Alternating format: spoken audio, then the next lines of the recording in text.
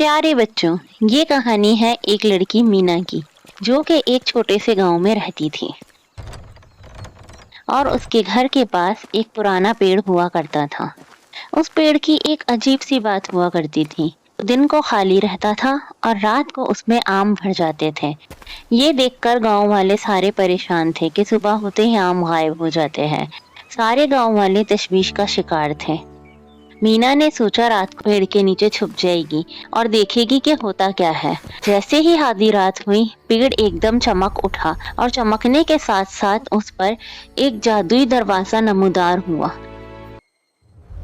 जैसे ही वो जादुई दरवाजा खुला, मीना डरते डरते उसके अंदर चली गई।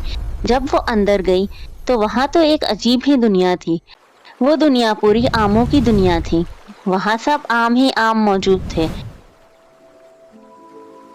आम सारे वहां काम कर रहे थे और अपनी एक अलग दुनिया बसाए बैठे थे। मीना ये देखकर हैरान हो गई। एक नन्हे आम ने कहा, मीना, हमारा जादू खत्म होने वाला है। जब तक कोई जादुई आम नहीं ढूंढेगा, हमारी दुनिया खत्म हो जाएगी। मीना जल्दी जल्दी आम ढूंढने के लिए निकल गई। भागते भागते भागते उसको एक जगह ठहरकर एक जादुई सुनहरा आम मिला। जैसे ही उसने वो जादुई आम उठाया, पूरा मैंगो लैंड एकदम से चमक उठा। आम की दुनिया में एकदम से रोशन हो गई। उन लोगों ने मीना को एक आम दिया तोहफे में।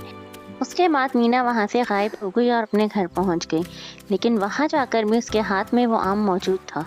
मीना बहुत खुश थी कि उसने आमों की दुनिया को बचा लिया और बदले में उसको जादुई आम मिला। तो दोस्तों, जो अच्छा दिल रखते हैं, उनके साथ भी कुछ ना कुछ अच्छा जरूर होता है।